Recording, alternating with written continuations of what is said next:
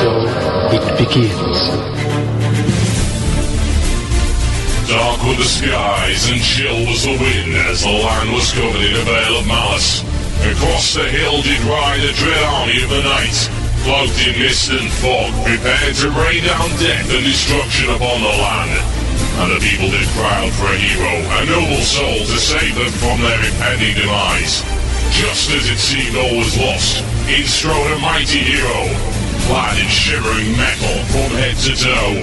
Wielding a mighty broadsword, he did cleave his foes in two, smashing their ranks asunder with a righteous fury. And when the day was done, and the enemy strewn across the fields in pieces, the people did turn to the warrior and said, "We shall name this day in your honor. Speak unto us your wisdom." The warrior said one word that day: epic.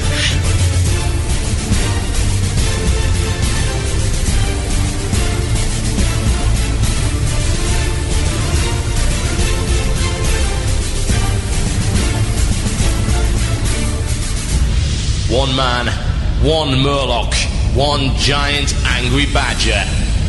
This is Blue Please. It begins now. Indeed.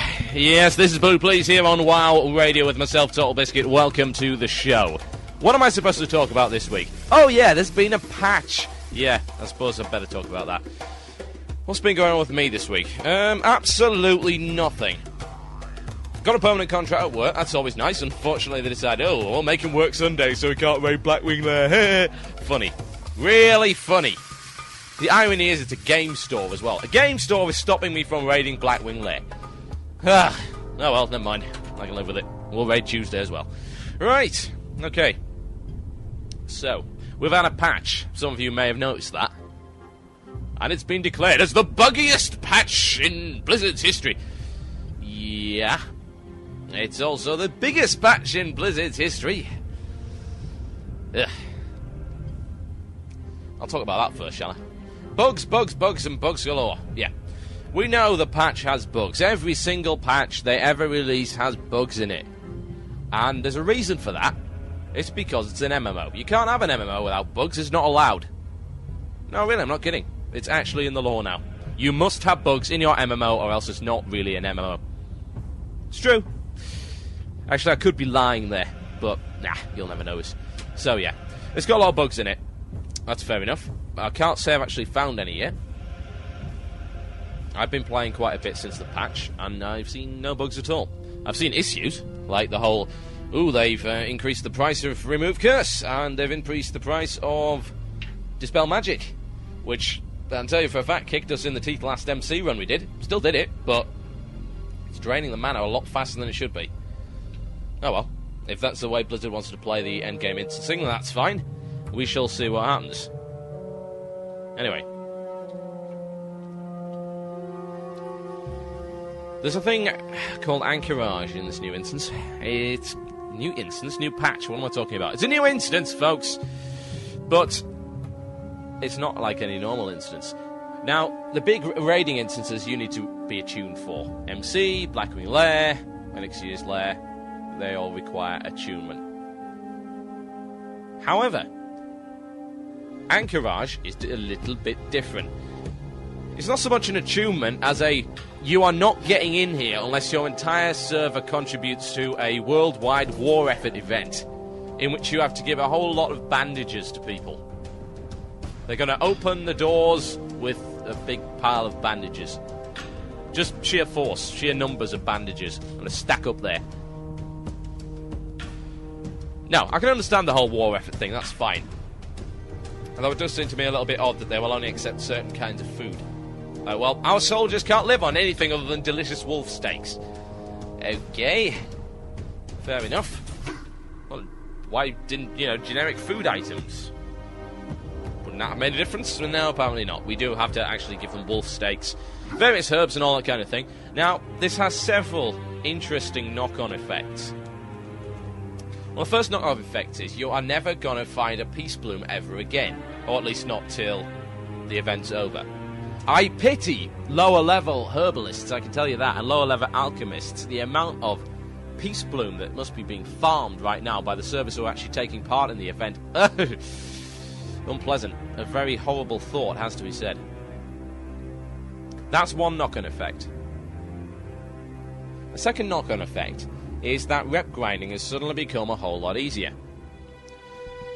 Now, as you know, or as I hope you know, it is possible to ride another racer's epic mount. But to do that, you need to grind your rep up with that particular faction. And how do you do it? You give them lots of rune cloth. Or at least that's the way it was. Now you have a choice. You can do a whole bunch of stuff. You get these honor tokens and you can hand them in to any faction you like. So I can gather up 30 honor tokens, give them to, say, the Undercity guy, and he'll give me honor with the Undercity. That's great. That's cool. So it's not just cloth. Now, that's going to be helpful in some respects, because it's going to have a knock-on effect on the price of rune cloth. It's also going to have a knock-on effect on the amount of rune cloth that is available. I can't count the number of times I've gone to the auction house, found no rune cloth, because some guy with more money than sense has just bought the entire auction house worth of rune cloth, because he's grinding it for his, cross-faction epic mount. Bit of a pain, has to be said. So, you've got a variety of different things there. Hopefully that will stop some of the blatant farming, and hopefully that will at least encourage people not to just shove a load of rune cloth up there and then have it all bought by someone that's just got all his gold off eBay or whatever. So yeah, that's a good thing. Now, the war effort itself. This is actually what I'm going to be talking about for quite a lot of this show, mainly because I can't think of anything else to talk about. It's amazing, you can get a patch and you actually play it and say, well, there's actually not a whole lot much to talk about anymore, because I've talked about it already. But yeah, let's deal with the war effort. Let's deal with Anchorage. Okay. I'm looking at a page right now, which is the Anchorage War Supply Server Rankings. Now, I'm looking at the top realm at the moment. It's a PvE realm, not entirely surprisingly. People are too busy farming, and there's not, obviously, no ganking going on, so it's easier to get the materials. Medieval. 34% of the way up there for the whole war supplies thing. Good stuff. Nice one. Well done. However, I scroll down the list of 215 servers. Who do I see as the bottom PvP realm? Oh, it's my realm! Great! EU Mazrigo. Well done.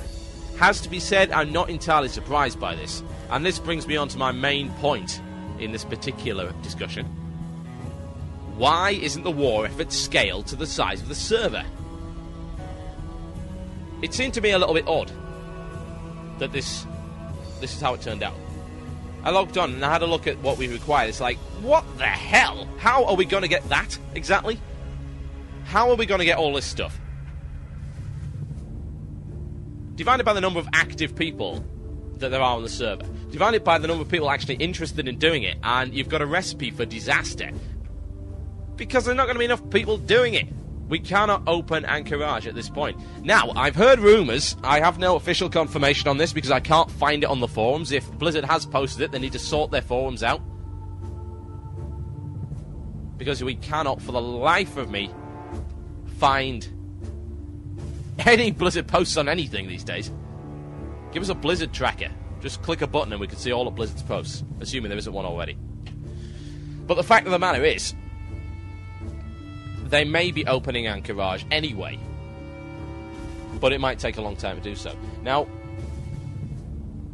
what does that mean? That has several knock-on effects. First knock-on effect.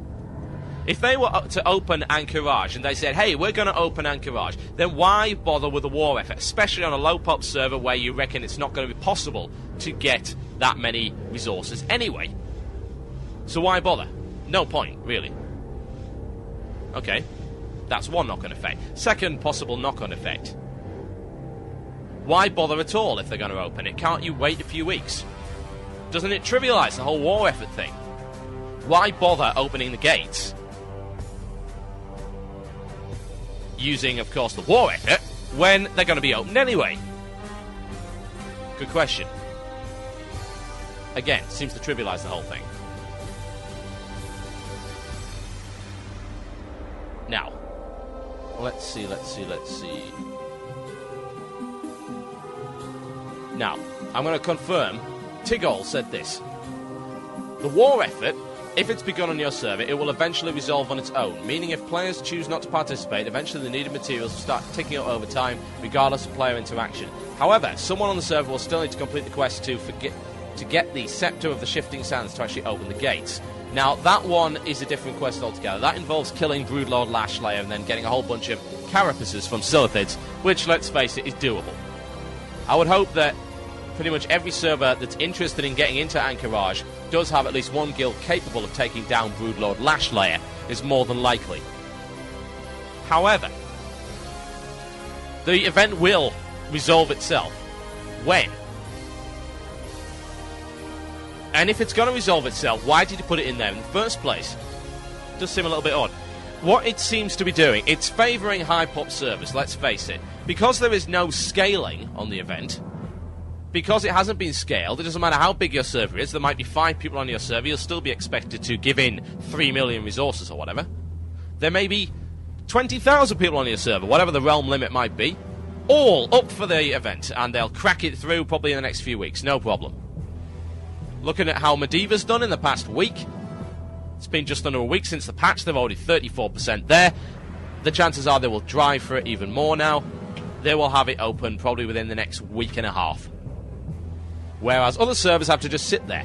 Now, from an individual perspective, that seems a little bit unfair.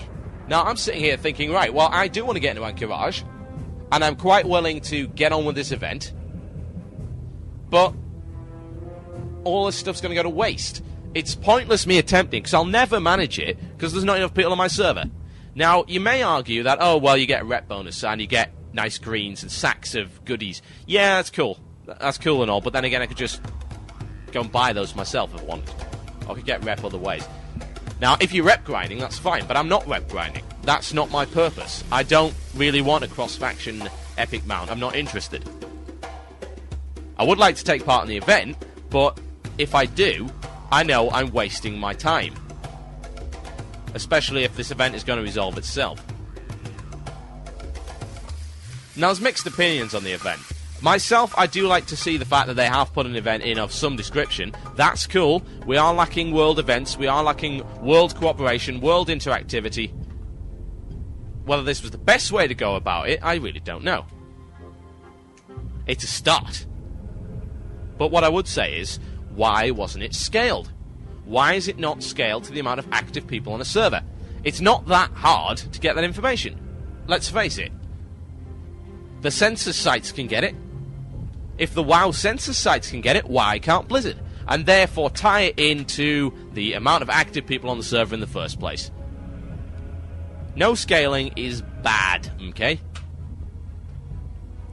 That's my personal opinion on that.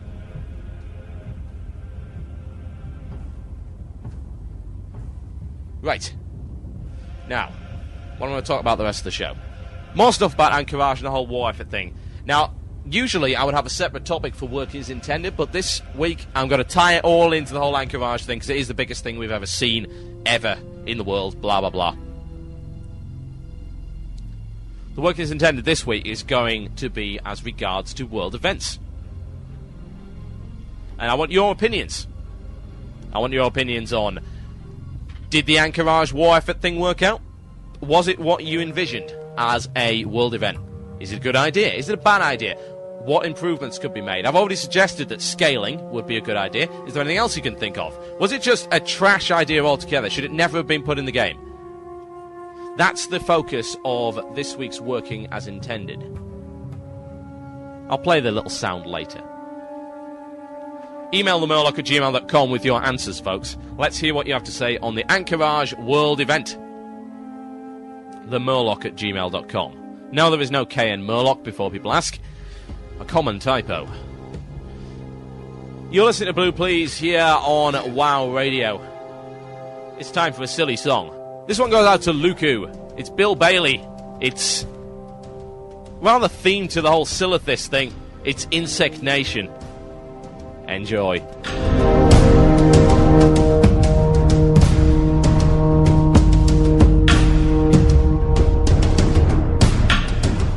You're listening to the podcast and archive of Blue Please. You can listen in live on Sundays at 17:30 GMT. That's 12:30 Eastern Standard Time, with a lively musical pre-show kicking off 1 hour beforehand. If you like WOW Radio's productions, then make sure to dig our shows at dig.com and check out our website at www.wcradio.com.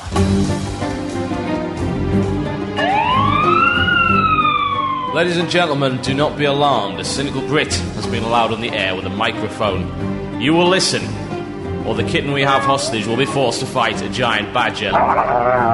Ladies and gentlemen, this is a Blue Please. Enjoy.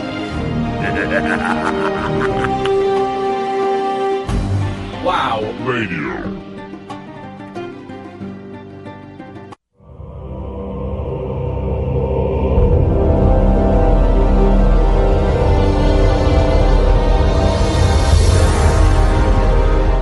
Yes, indeed. It sounds of Twilighting and At the Forge, and Bill Bailey, Insect Nation.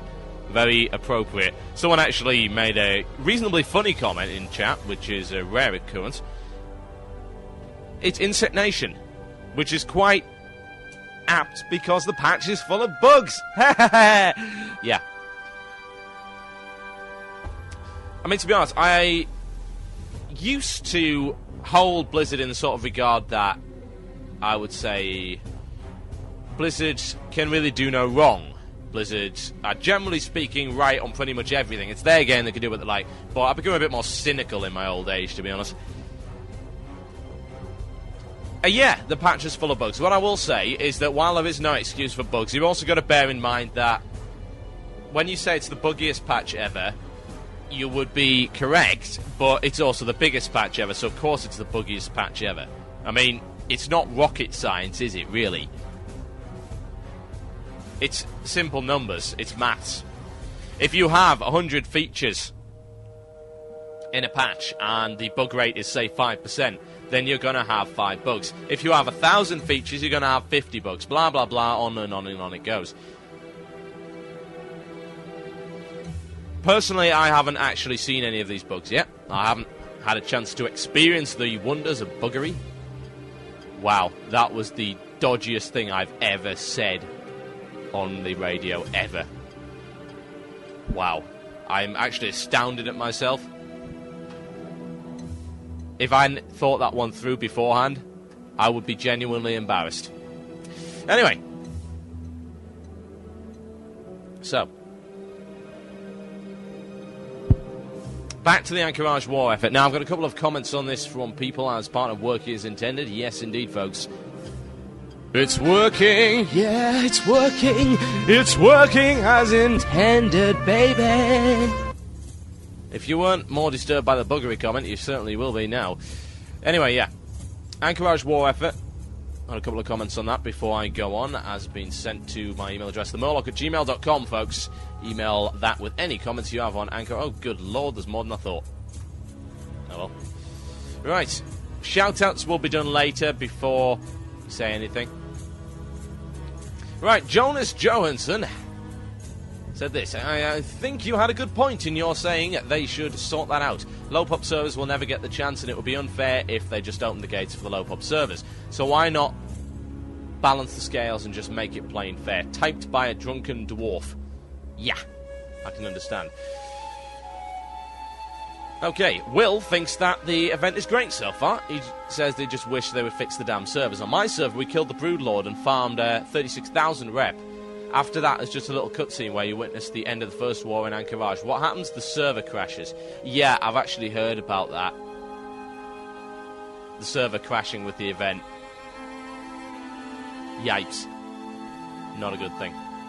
Right, world event. James Sperry says, it looks pretty good, but it does look to me as though there isn't much for low-level players. However, I haven't looked at it much. I did look at the skinning quest, but I don't have high enough skinning skill. Maybe if they had more for my sort, level 27 and lower, but required more resources, say light leather and medium leather, then I'd be interested. But to be honest, it doesn't look like as much for me, so I think they should have included more for those of us who aren't of such a high level.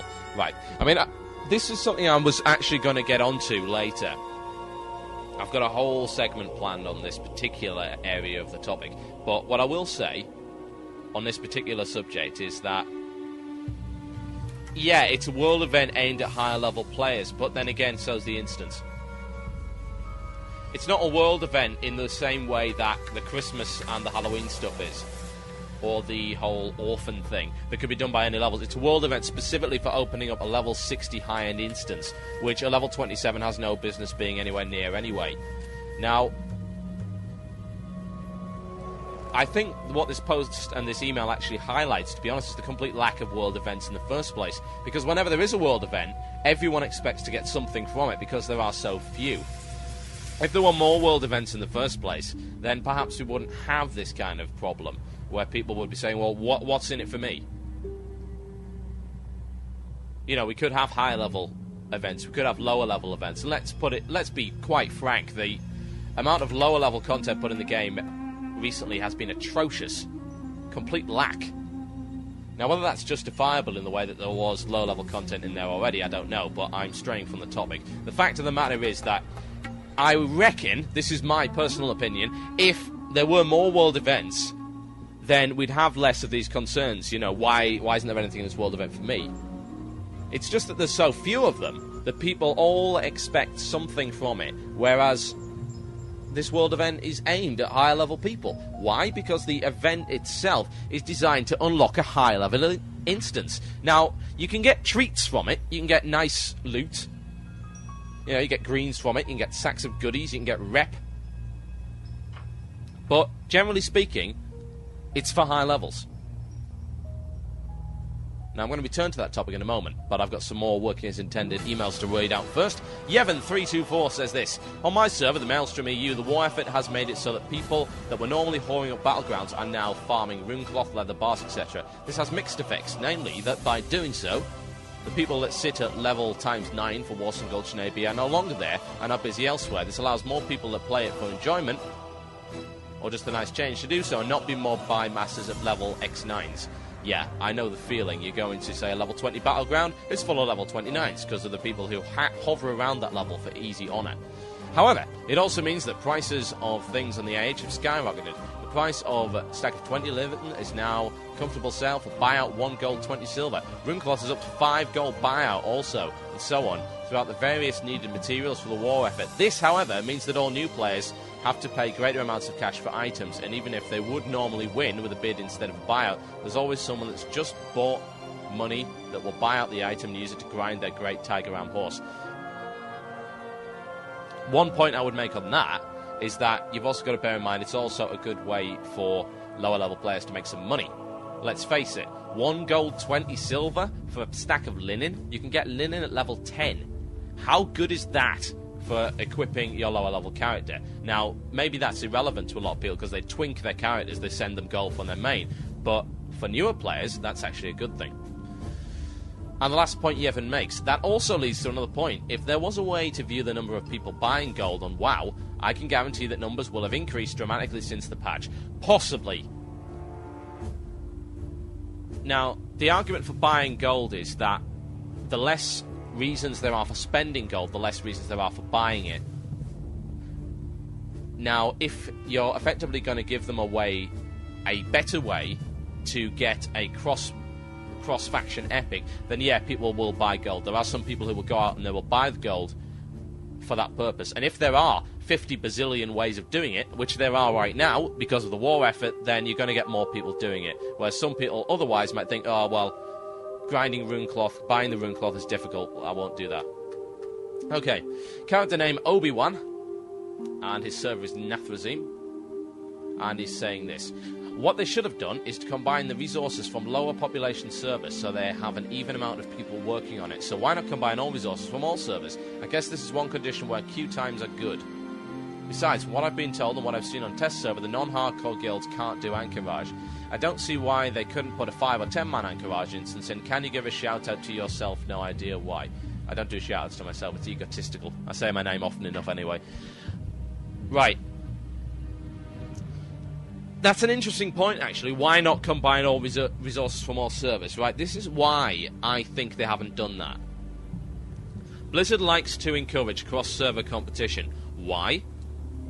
Because it gives people a reason to play the game. it's in their best interest to encourage this kind of thing, which is why new instances are brought out. It's not just for enjoyment. It's because people go in the instances to be the first, the first guys to down Nefarian. People push for this kind of thing. And that's a section of the player base, the hardcore players. Now, people can make up as many percentages and statistics as they like. They can pull them out of their arse and say, well, only 20% of people are, blah, blah, blah. One, you don't know that. Two, they're still a part of the player base. And those are the people who are driving the game forward. Let's face it, if the entire game was full of, quote, casuals who didn't push this content, didn't push the envelope, then there would be no point in putting this new content in the first place, because people would be like, well, nah, I don't care. Yeah, I'm a casual player, I get to play once every 2 weeks, blah, blah. Hardcore players are actually pushing the envelope, and where it might not be content that you actually want, at least it is pushing and getting new instance content into the game. But anyway, I digress. The point of the matter is, the reason you don't combine it is because you actually want some kind of a race going on. You have cross-server competition because it encourages people to do the event in the first place. If it was all combined, people would be lazy. It's like, well, I won't do it. There's another 5 million people who could be doing it for me instead. Whereas if it's on your server, it actually matters. And if your guild pushes, it actually makes a difference. Let's face it, 213 servers times 3 million? Let me get my calculator out because my mental arithmetic is really rather poor. Let's see. Right, 213 servers. Oh, Numlock's not on. 230 servers times by 3 million. That's... oh dear. Quite a few. 639 million. Is that 639 million? 639 million resources. Now, you are a drop in the pond in comparison to that. That's the reason you don't split it across, because people won't bother. The less of an impact people feel that they're making on the game, the less bothered they'll be. Which is in itself actually an argument against this whole event. Perhaps that is the reason people aren't taking part. I know I'm not taking part because my server will never get there. It's not because we're all lazy, it's because we just don't have enough people to do it. We won't get there, so there's no point in me wasting all these resources on it. Even a concerted effort from all the big guilds, we can't do it. It's physically impossible because there are not enough people to do it. And again, maybe that's the reason. That's the reason why people aren't doing it, because they feel like their efforts are a drop in the pond. Which is unfortunate in a way, to be honest. It really is. Then again, that's something that you have to consider when designing a world event that involves gathering resources. How do you encourage people to do it? Is the whole I will give you goodies and rep thing enough? Some people don't care about that, especially not lower levels. Now, giving them a green, yeah, that's quite nice, but then again, they could farm for a green and they get experience in the process. Rep? Why does the level 20 care about rep? As long as they're honoured and get their 10% discount, they don't care because they get no other benefits from it. And they're not going to get a cross-faction epic at mount at level 20. It's that simple. An interesting puzzle. I want to hear more about your opinions on Anchorage. There's plenty more coming in, and I shall be reading a mood later. It has to be said, Gipper, please do not send me white text, because that's the background of my MIRC. I can't read it. Okay, it's time for a special surprise this week. Ask the Murloc has evolved, and I will see how many of you can spot why. Oh yes. I think it may, in fact, be time for the one and only, the deliciously evil Ask the Murloc. Enjoy.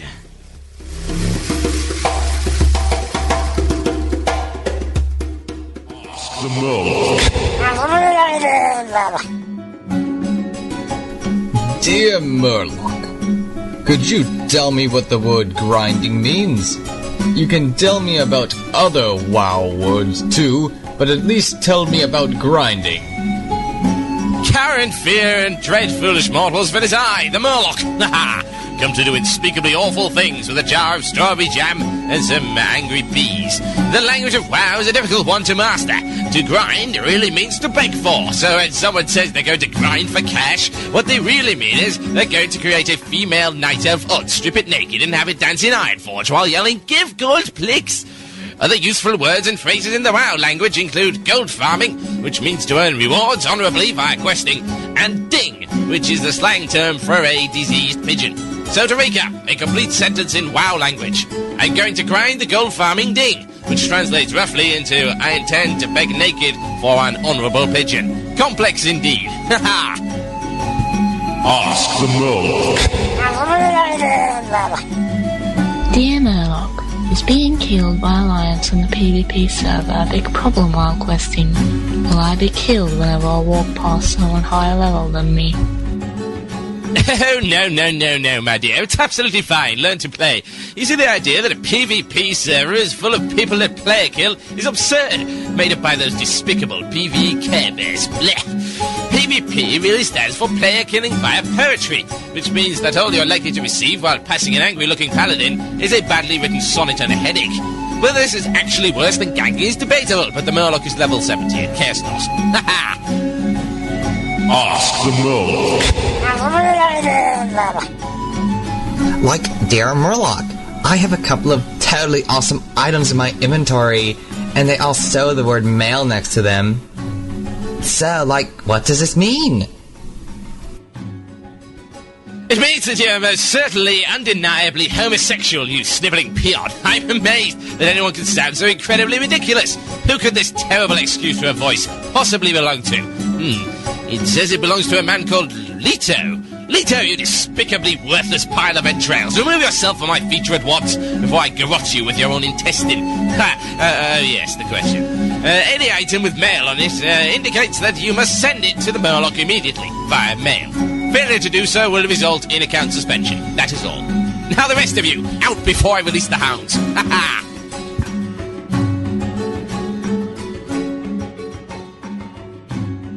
You're listening to the podcast and archive of Blue Please. You can listen in live on Sundays at 17:30 GMT. That's 12:30 Eastern Standard Time with a lively musical pre-show kicking off 1 hour beforehand. If you like WoW Radio's productions, then make sure to dig our shows at dig.com and check out our website at www.wcradio.com.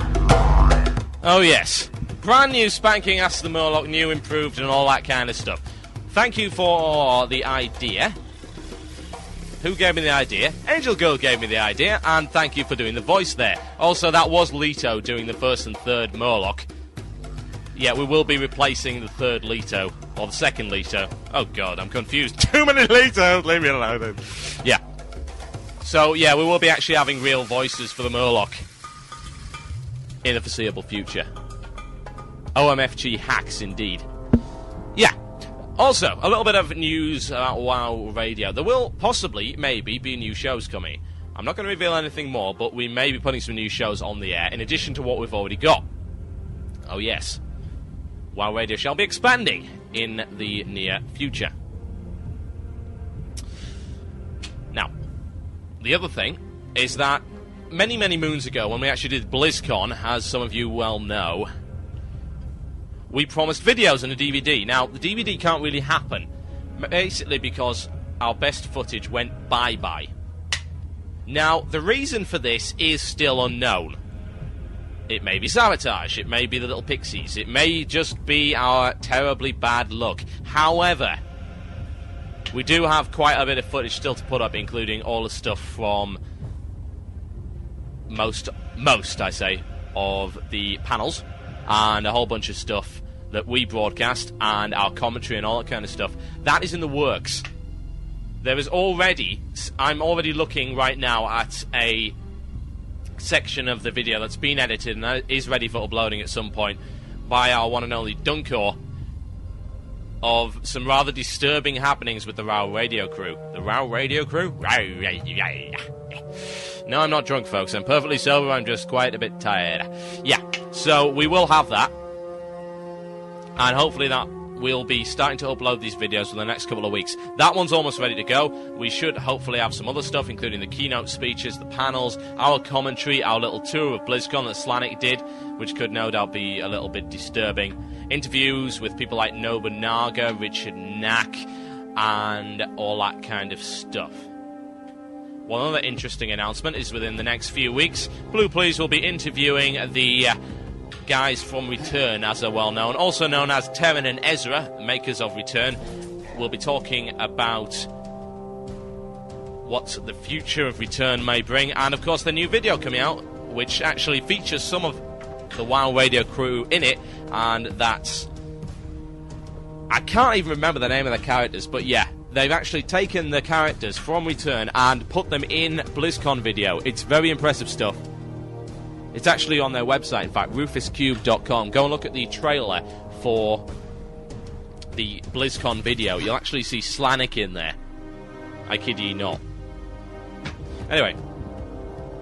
Right. We be discussing Anchorage. So let's get on with it. The war effort.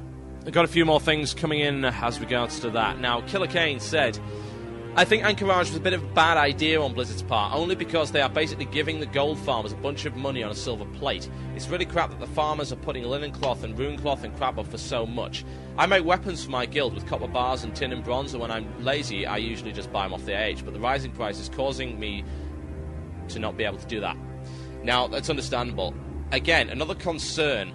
It's interesting just how many concerns this actual event is bringing up. All these sort of little niggles about the game, little problems.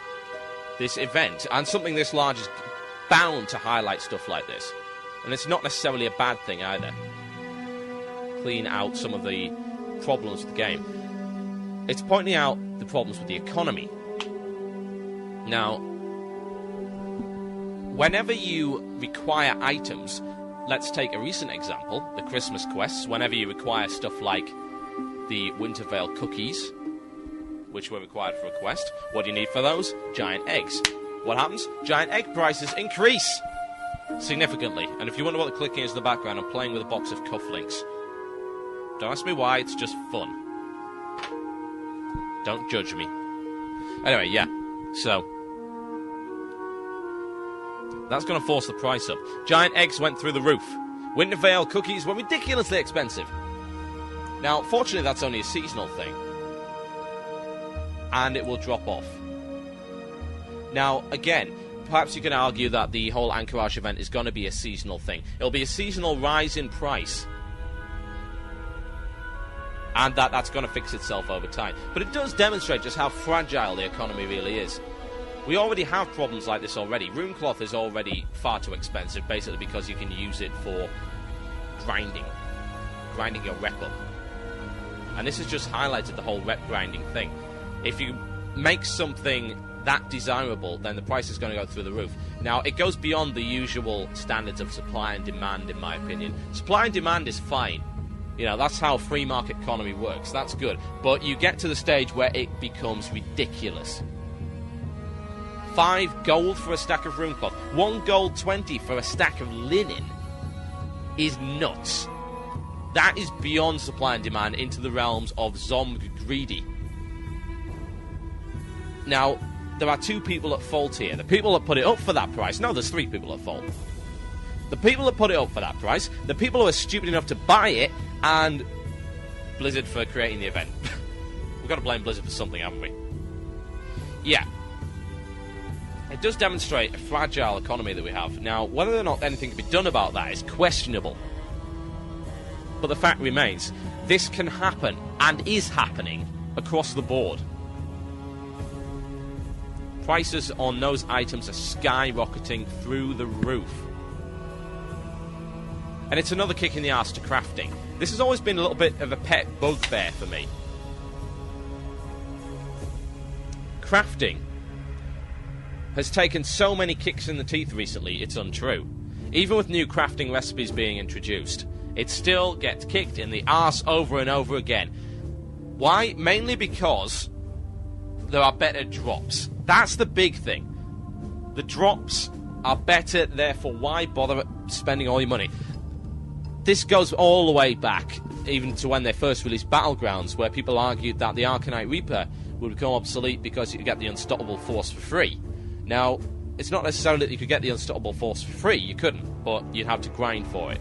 And the actual price was a lot less. So people said, oh, well, why bother with the Arcanite Reaper? I can get one of these. Some people actually said, oh, why bother with the Arcanite Reaper? Because I can get an Ice Barbed Spear, which is only slightly worse, for free. Now, of course, the Arcanite Reaper is a better weapon, but is it that much better to justify paying the amount of money you have to pay for it? That is questionable.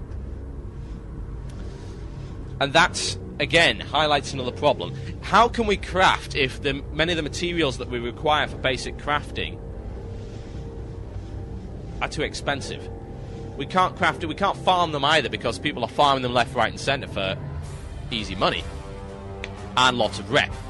So it's a double kick in the ass to the crafting community, what little of it there is left, because let's face it, crafting is becoming obsolete, and it's a crying shame.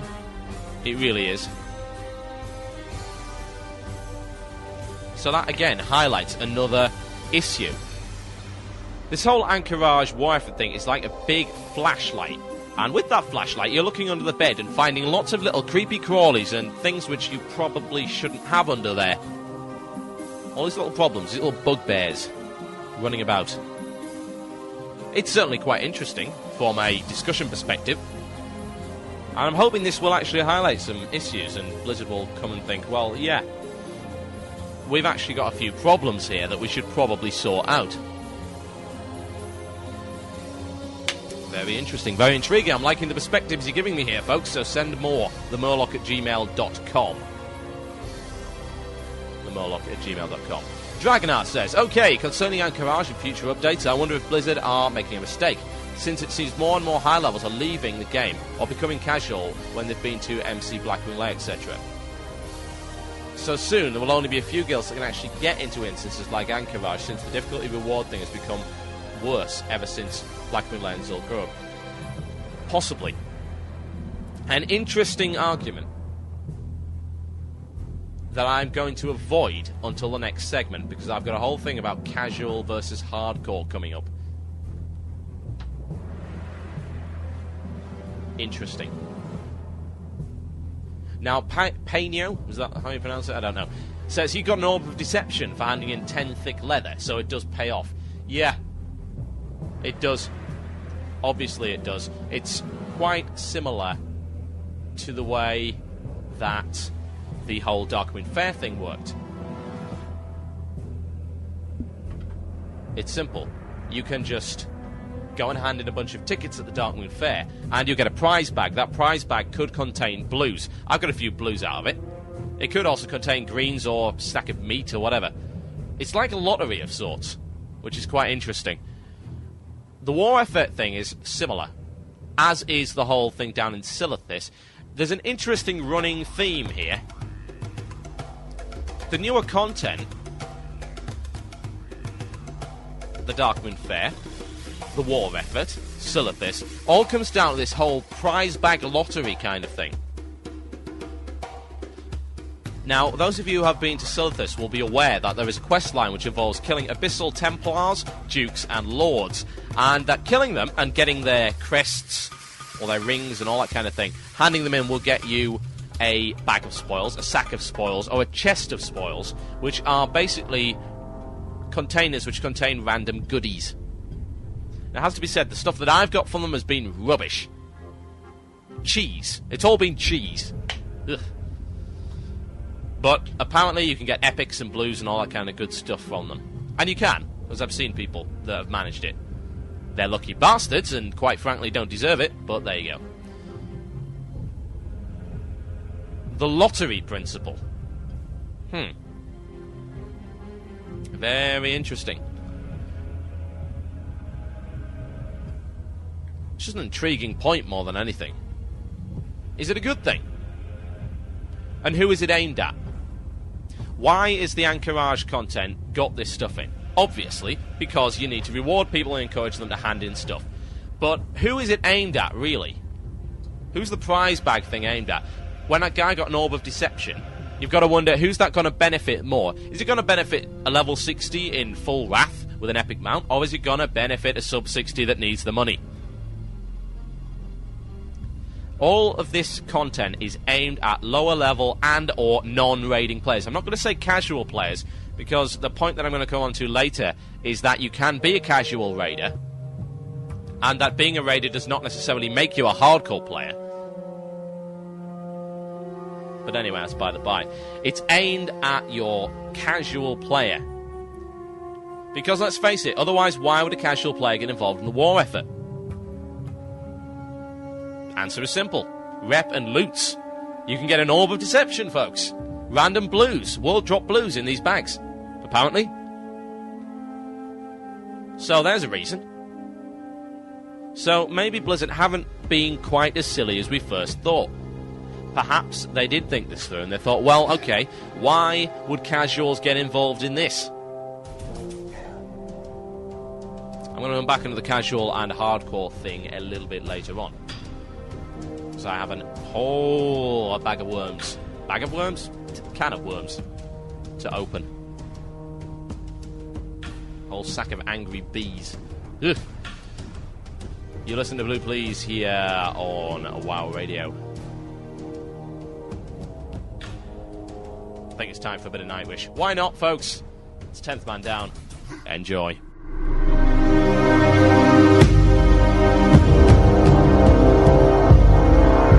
You're listening to the podcast and archive of Blue Please. You can listen in live on Sundays at 17:30 GMT. That's 12:30 Eastern Standard Time with a lively musical pre-show kicking off 1 hour beforehand. If you like WoW Radio's productions, then make sure to dig our shows at dig.com and check out our website at www.wcradio.com.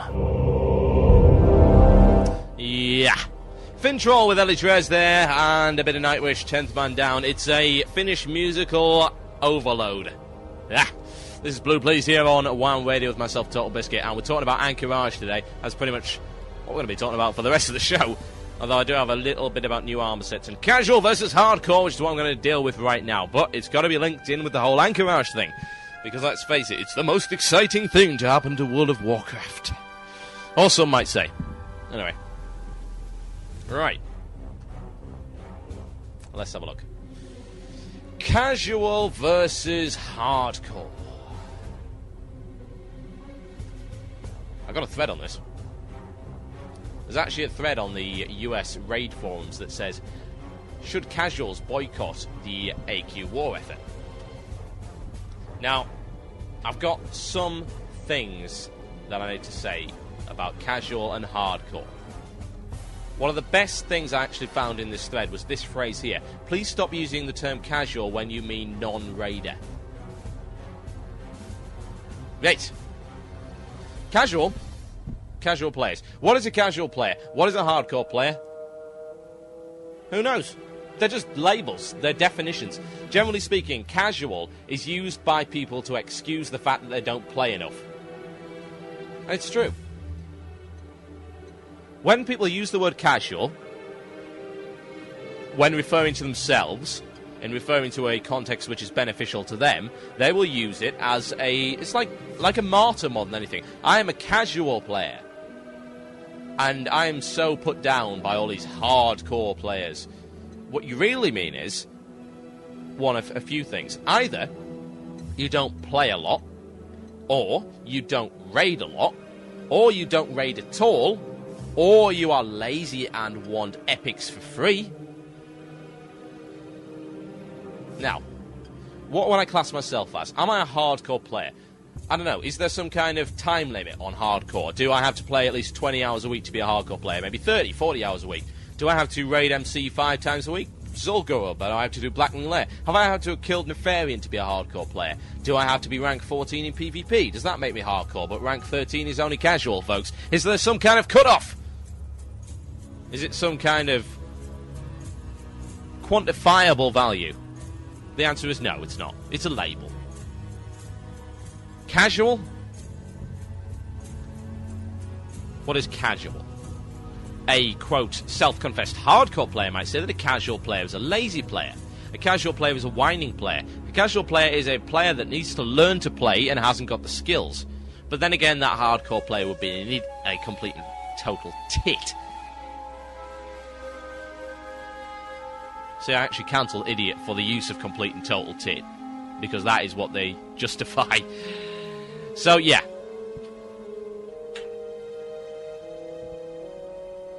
Whereas a casual player would use what I said before, they would use it as an excuse. Now, on both sides, if there is indeed a war going on here, on both sides you've got your share of morons. You have people who use casual as a sort of martyrdom thing, and say, oh, I'm casual, oh, I'm so hard done to, and then there's people who use casual as an insult. Ah, you're casual, you suck. You're both morons. Both sides are complete idiots. Now, why am I mentioning all this? Other than the whole casual hardcore thing, there's a few points that I want to make. The first point is in relation to the Anchorage war effort. And the thread says, should we boycott? Like, well, no, you shouldn't. Why? Because it's a world event. It's not that you don't benefit from it. How would a casual player benefit from the war effort? Well, it's quite obvious. Rep. It's not so that a casual player can't grind rep for an epic mount cross-faction. It's progressive content. And this is what I've mentioned show after show after show. A casual player should have progressive content. Content they can do over a long period of time, yet expend the same amount of effort as a, quote, hardcore player would in 8 hours. If a hardcore player spends 8 hours in Blackwing Lair and a casual player can only spend 2, then he should be able to do 8 hours worth of content and get at least some kind of reward. Whether it's the same reward, no. No, because there you ignore the whole thing about having to have 40 people, which in itself is more effort than is required by a single person. While not being a skill-based game, especially not in PvE, your elite skills do not make a blind bit of difference when you're grinding mobs. You know, my elite skills at the game will not make my Frostbolt cast any faster or make it do any more damage. It's irrelevant. It's dependent on my gear and my build. However stylishly I press hotkey 2 on my keyboard is not relevant at this point. Progressive content. That's effectively what it is. That's what rep grinding is. Effectively, that is how progressive content has been done so far. Admittedly, I had to be said, it's not my ideal view of progressive content. I view progressive content as long quest lines, and I mean really long. Whereas rep grinding doesn't really count. Rep grinding might as well be leveling. And leveling is a grind, let's face it. Whereas questing is not necessarily a grind. Well, it is. It's a grind in sheep's clothing. It's a grind hidden from your eyes. It's an attempt to pull the wool over your eyes, the fact that all you're doing is just adding to a big bar that will, peter out at level 60. But that's fine, because you can suspend your disbelief and live in that willful ignorance and think, well, to be honest, I'm not just grinding, I'm questing. I'm taking part in a big adventure. That's fine. That's what the game's all about. Rep grinding, yeah. Your rep has increased by 2. You only need 12,000 for the next level. Ugh. Now, there's some rep grinding that works, like, say, Zul'Gurub. With Zul'Gurub, it's not a rep grind as such, because you're not going in there grinding rep specifically, you just get it as you go along. Same with the Hydraxian Waterlords rep, not that that's much use. Zul'Gurub, I think, is the best example of the whole rep grinding thing, because it doesn't feel like a grind. I recently reached Honoured with Zul'Gurub. It's like, ooh, lovely, new stuff. I get a new necklace, and I can craft all this stuff and all that kind of thing. It's good. I didn't deliberately grind it. I was in Zul'Gurub for the sake of being in Zul'Gurub. So, perhaps rep that's tied into instances is good, but then again, we get back to the whole point. You can't tie it into instances, because if you do that, then it's not progressive content anymore. Because the casual player can't take part in it. But there's where the definitions get a little bit blurred. Casual. Does casual mean non-raider? Now, my guild raids at least 5 or 6 times a week. Is that hardcore? And am I hardcore for actually taking part in them? Is there some kind of cut-off point? You see, this is why the definitions make no sense at all. when people refer to casual, they'll often refer to it as a non-raider. I'm casual because I don't go into Molten Core wearing it like some kind of proud badge. No. A casual player can still go into Molten Core. So where does that leave you as far as your definition goes? Does it bring me to the conclusion that, in fact, these definitions are utterly pointless and serve no practical purpose other than to annoy people? Yeah, that's exactly it. Now, what we should be using is a little formula. Time multiplied by effort equals reward. Now, that formula just says time. So, if I were to spend 24 hours, even though it's only in 1 hour chunks, it's the same amount of time. That doesn't necessarily mean you get the same reward for it, because it's quality over quantity time here. If I go in with my 40-man raid group to do difficult content, which I will more than likely wipe on repeatedly, I mean, let's face it, you know, a bad run in an instance, a big instance like Zul'Gurub or Blackwing Lair or Molten Core, can mean that you'll actually come out of there poorer than you were when you went in. Whereas instance runs are generally, before 60, designed for making cash and getting items. Now, at 60, you notice that the high-level raid content, generally speaking, you actually go in there for items, but you lose cash. Mainly because you have to buy potions, repair bots, you wipe a lot, your equipment gets hammered. You know, it's a well-known fact, to be honest. A good guild will come out with money, but let's face it, they wouldn't have as much money as they would have got from coming out of UBRS or Scholarmans, and they've spent a lot more time. The reason they're in there is for the items. You see, that is quality time spent. Whereas you could spend the same amount of time grinding mobs in Winterspring, and that doesn't require as much effort because you don't wipe as much, it's not as dangerous, you don't have to gather a 40-man raid group for it. So, the formula you want to be working on, you don't want to say, is this casual content or is this hardcore content? You want to say, time times effort equals reward. You need to be able to quantify the amount of effort. Let's say we tier effort. Bearing in mind and going on the principle that WoW is not a skill-based game, which it isn't, let's face it. Time times effort. Effort. Let's tier it.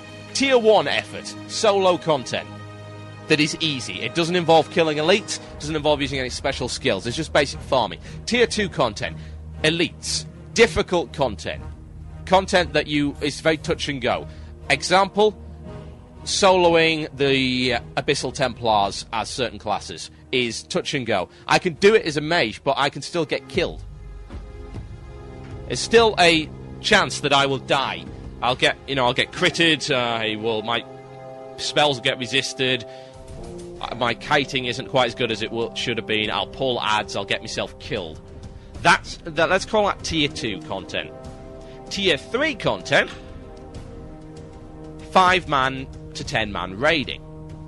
Instance groups, Tier 4, 15 to 20-man, and Tier 5, your big 40-man raids.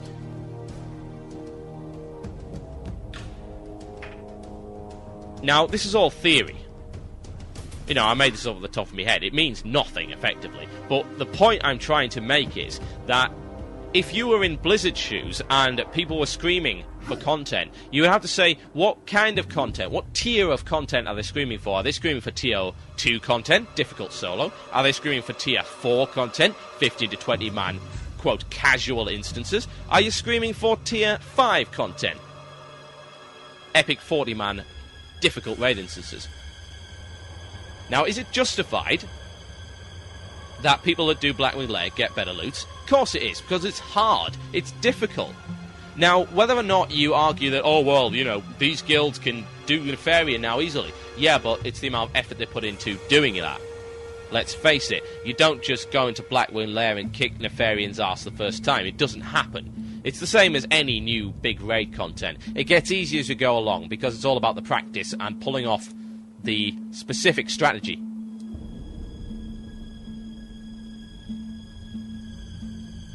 So casual v hardcore. That's my view on it. Casual and hardcore does not exist. All that exists are people that want one of the 5 imaginary tiers. Let's call them the TB tiers. The tiers of TB. No, I'm not emo like Dustin. Tier 1 through 5. That's the content they want. It's not casual. They don't want casual content. They don't want hardcore content. A lot of people don't know this. They don't realize what they want a lot of the time. This is the nature of our world, folks. People have to be told what they want. Because generally speaking, they don't have a clue what they're talking about. What they want is tier 1 through 5 content. They either want easy solo, difficult solo, 5 to 10 man, 15 to 20 man, or 40 man. That's basically the content in the game. Just compressed and condensed into a little can. A tier system. Tier 1 to 5. And that was my idea for today, pulled off the top of my head.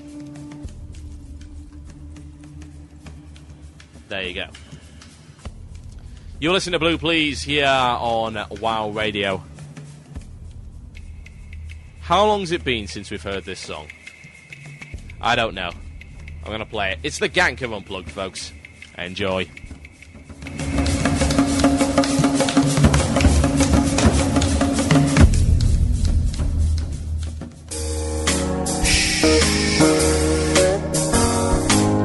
You gotta be really quiet. You see, I'm sneaking up on a night elf. I wouldn't want her to hear me. Would you?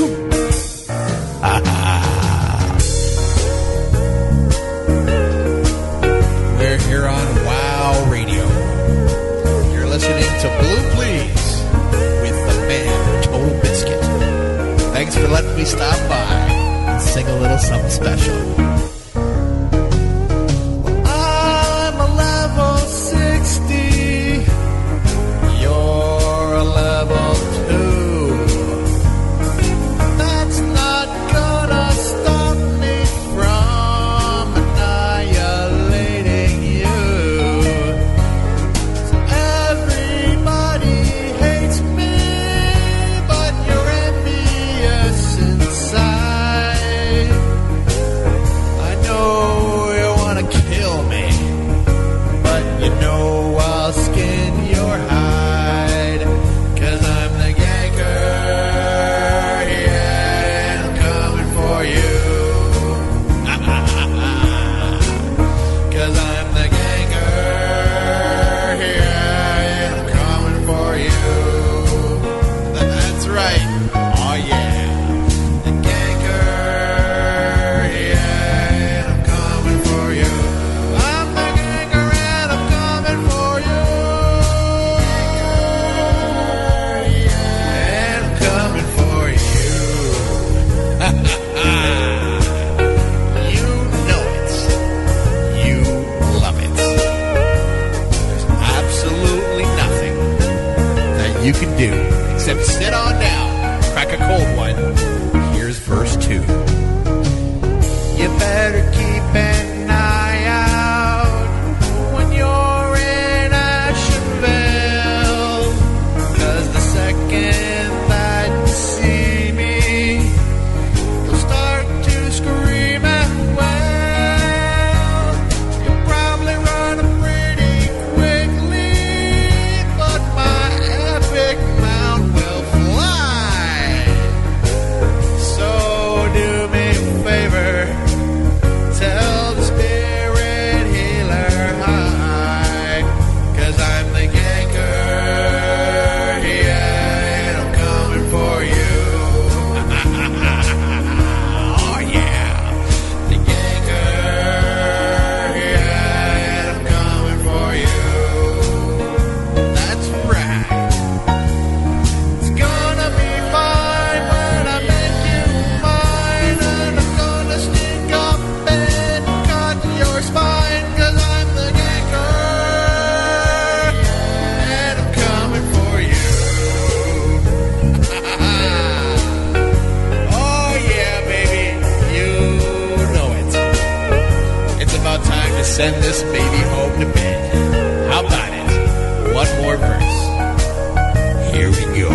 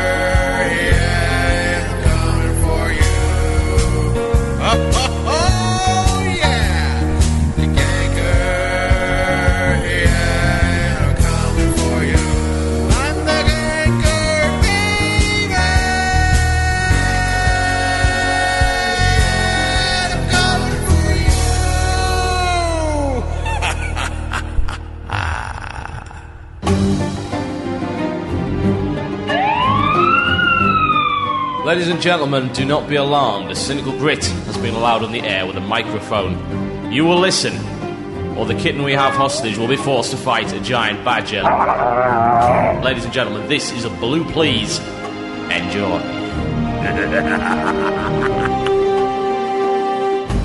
Wow. Radio.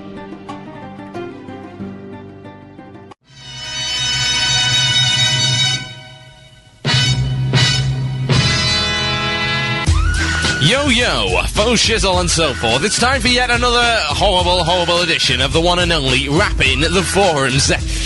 Yes, it's where we take the worst, horrible, evil, thuggiest, terrible, abysmal host in the world and turn them into disgustingly terrible raps.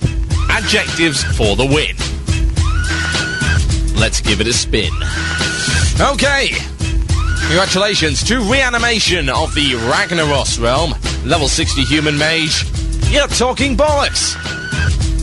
Oh, it's a 1 and a 2 and a 3 and a 4. When the dynamics of this game are fiddled with, it doesn't make sense to alter one or more attributed kinetic AoE process or such other process similar to when a mage does AoE, a warlock, whatever buffing classes that require kinetic AoE damage to help them level fast is the only thing Blizzard probably need to do at the moment. Blizzard are making mages so that they are nerfed all the time. This is known as pauperization.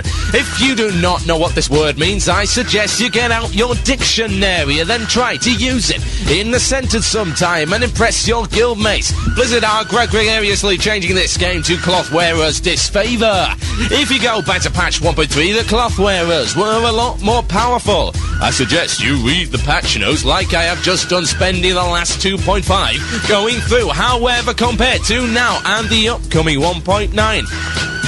I fear that AoE damage will be getting pointless and we shall have to rely on single DPS, on single prey. I got the feeling that Blizzard just like to extradite us cloth wearers to the opposing faction and use us as the bait for players like rogues, etc., who can gank us easily, making the game fun for them, irksome and laborious. For the rest of us, clothers are eventually going to all cancel their account because PvE doesn't offer enough at the end and PvP is just way too hard for us, especially as our AoE damage and DPS on single mob isn't very high, and if we want to get it high we have to sacrifice our stamina, causing the dynamics or rogue versus mage to be imbalanced and usually and coordinated battle. I think the general opinion is that most people within World of Warcraft agree with the consensus on this topic or general or field of discussion.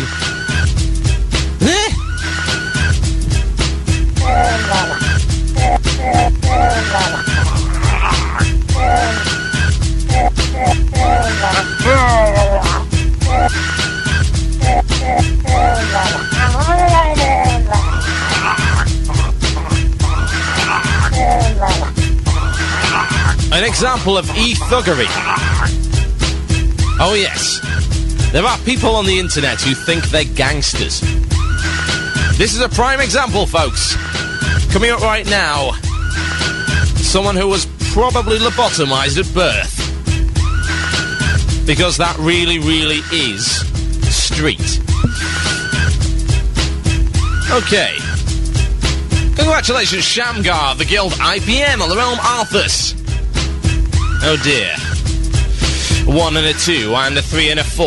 Vid of me, Pony Scoob, hilarious. K-peeps, I don't post too much onto general forums. I usually stick to Arthur's forums, where I am known as the Noob Poner. My guild, IPN, stands for iPhone News. I used to have all lowers, but Blizz got mad, and I had to rename it. Anyway, as I'm all elite, right, and I pwn news like 24/7, and this vid is hilarious. Soon I will release my PvP video of myself pwning numerous noobsicles. Over and over again, apparently doing 8,000 DPS, no lie. I know you think I'm lying, but wait till you see it. Is its voice hacker skills? Pwn. Here is a little preview of my vids to come, which will be plentiful and need an editor besides virtual dub and what audio codec.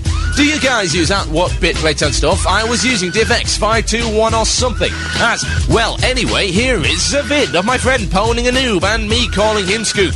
Ha ha ha!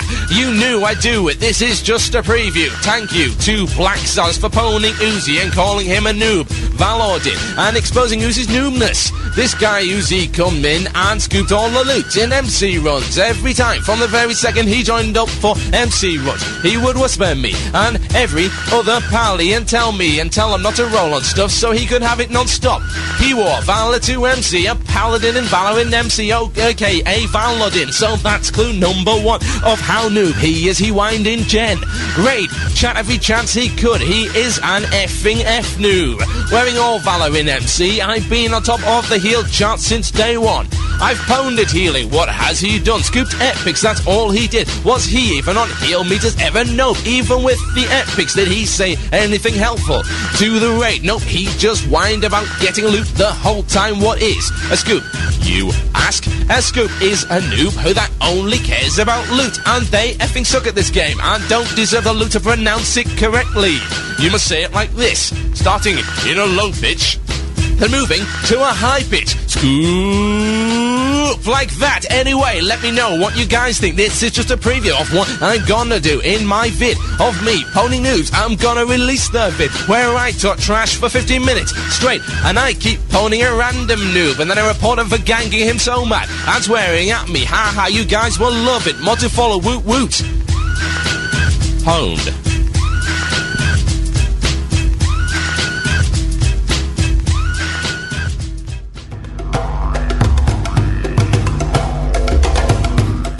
Oh dear, oh dear, oh dear. Nasty, horrible, disgustingly awful. Blech. Wrapping the forums as usual. That's where I lose half my listeners. It's great. I lose the other half when I start talking again. Right, okay. We've been talking about casual v hardcore, we've been talking about Anchorage, and now I can't be bothered with it anymore. I'm bored. Let's talk about something stupid. Armor sets and art direction of Blizzard. This is the kind of thing that Vendor Trash usually deals with. Sort of topics that are amusing and fun. I can't do amusing and fun because I'm neither. I'm a depressed, cynical person. Blech. And I just had this delicious orange and nectarine yogurt. And it had 126 calories in it and 0.5% fat. That's probably why I'm not full. I need to eat things later. Anyway, right, back to the point. What was the point? I didn't have one. That's the point. So yes.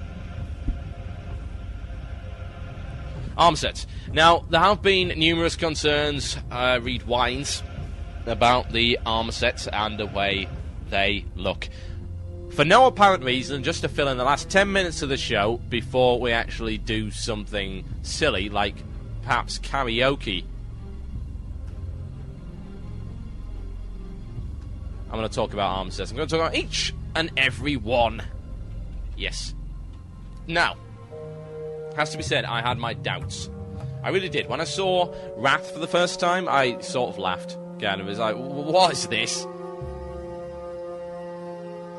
I mean, really, what is it? It's Power Rangers with a pizza cutter on his head.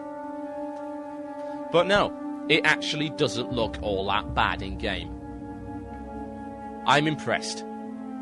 Blizzard wins on that particular piece of art direction.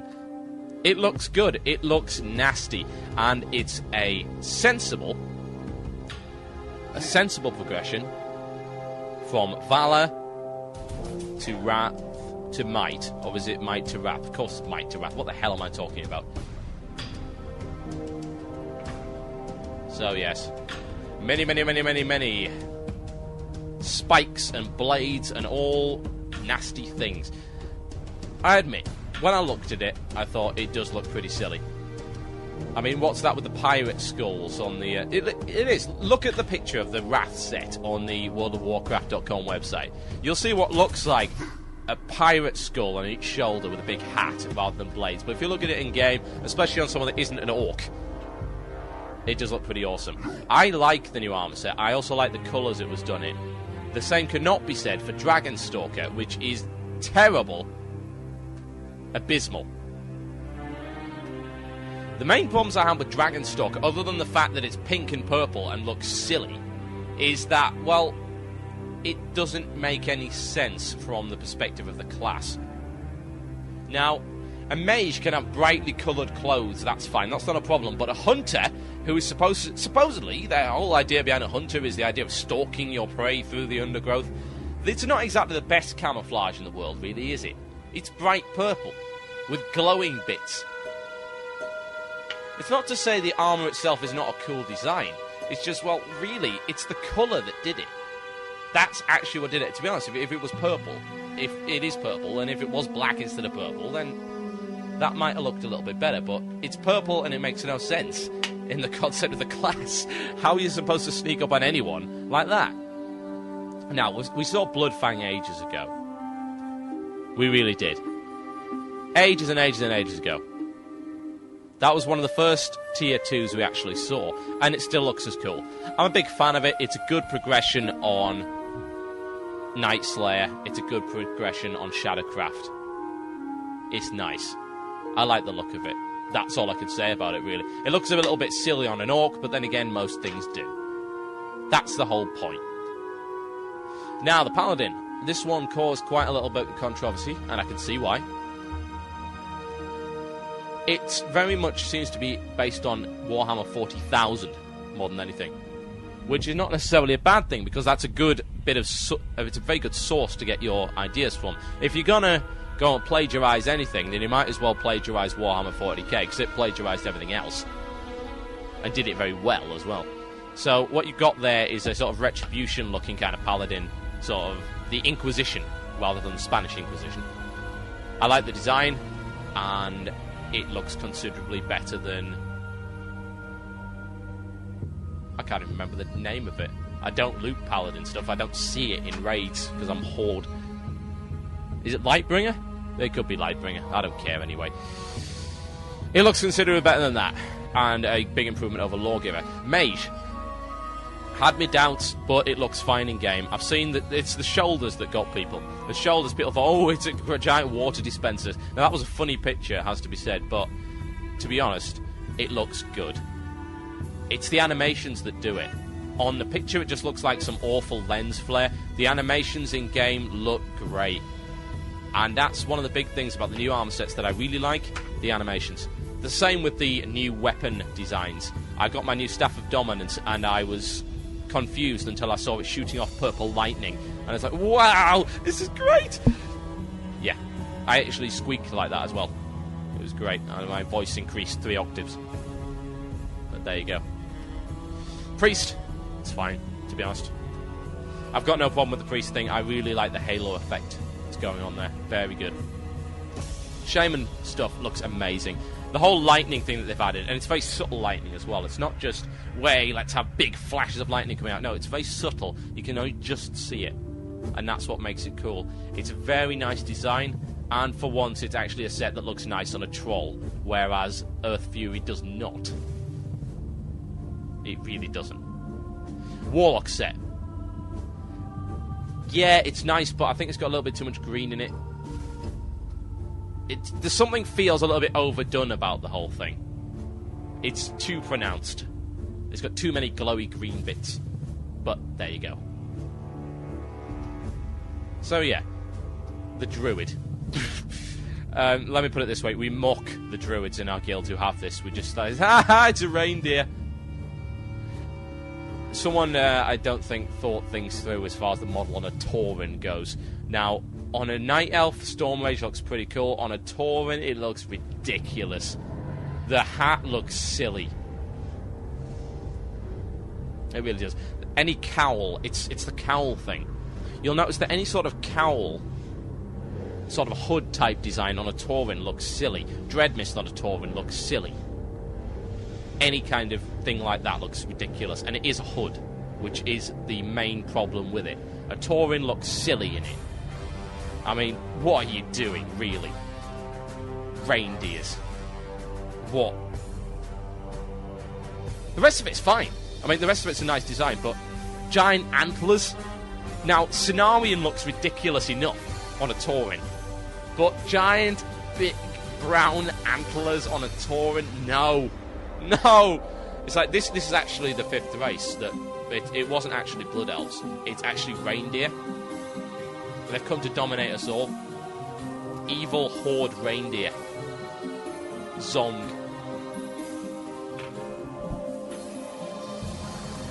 Now, I have one last thing to talk about, because this feature always comes at the end of the show.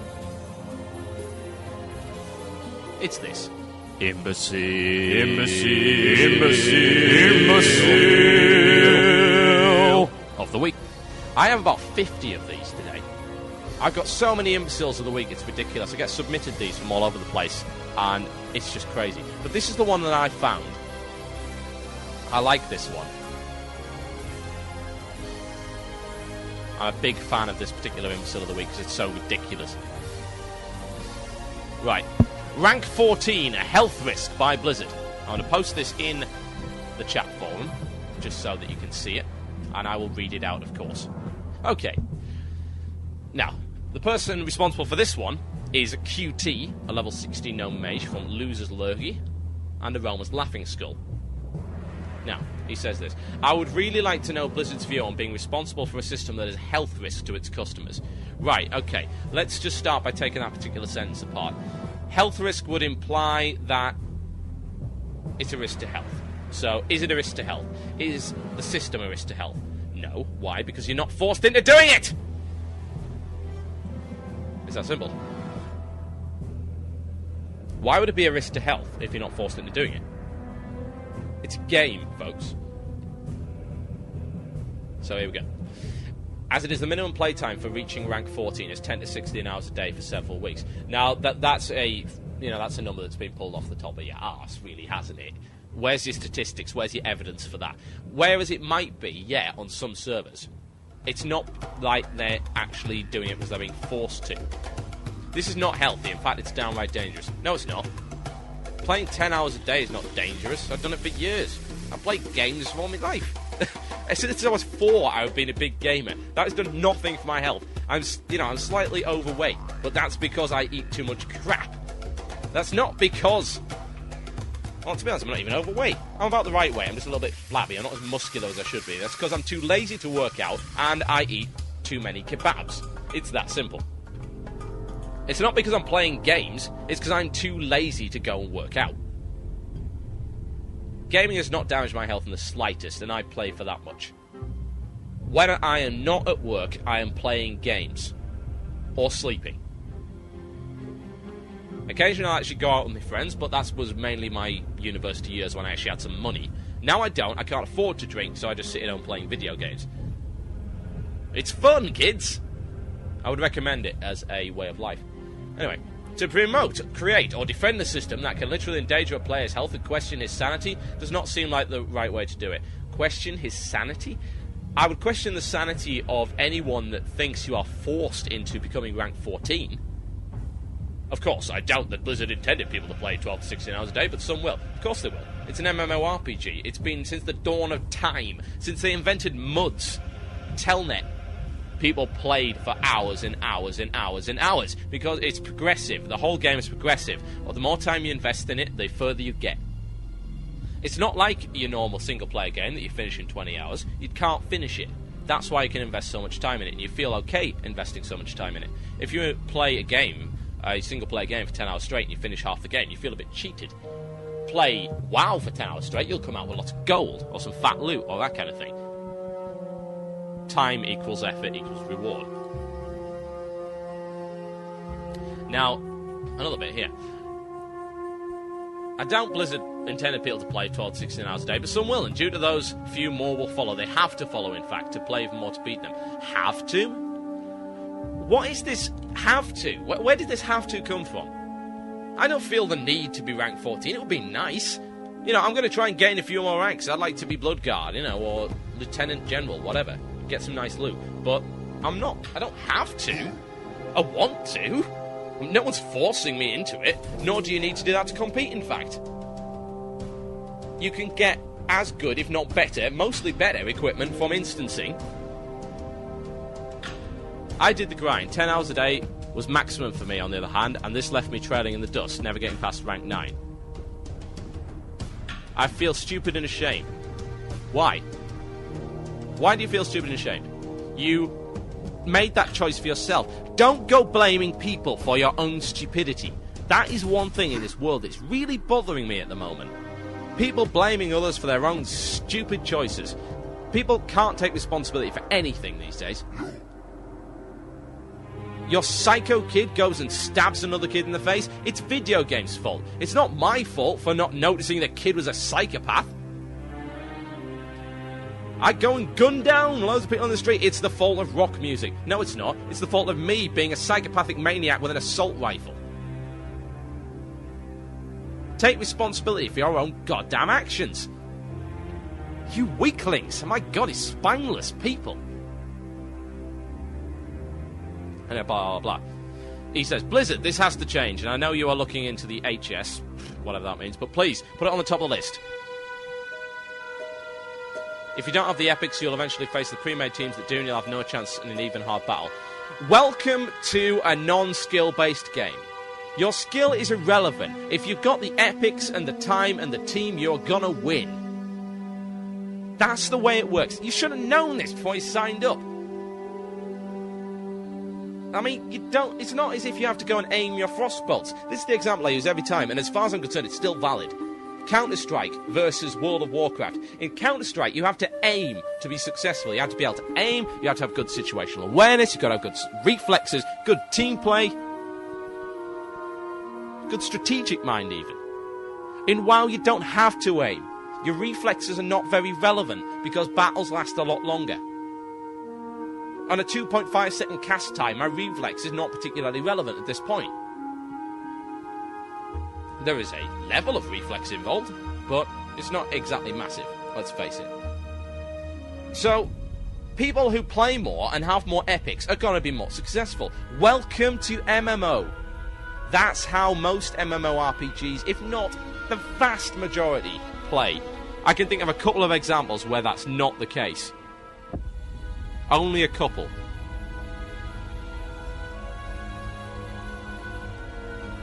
Before you start flaming me, take the whole situation into consideration. What am I thinking? I'm not even reading this properly. This is how much this post is melting my brain. We as players have to say no to this kind of system. Why? Please ask yourself, is 10 to 16 hours a day, every day for several weeks healthy? Health is irrelevant. It's your choice how and where and how long you play this video game. And if you can't control yourself, you're a weak-minded, spineless fool who needs to learn how to take responsibility for his own goddamn actions.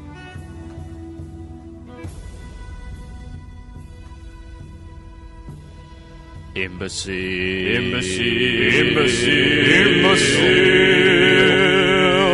Of the week.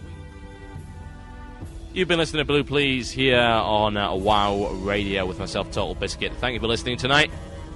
Hope you enjoyed the show. I'll be back hopefully the same time next week. I've got some karaoke for you. Yes, it's pre-recorded because my mic will not sync up with the music on Sam. So if were I to sing something here, it would come out the other end sounding like I was 2 seconds out of sync. So I pre-recorded it instead. It's not very good, but it's great for driving away listeners at the end of the show. It's Sonata Arctica, it's Replica. Thank you for listening to my show tonight, and it's good night for me. Hide behind the sofa, folks.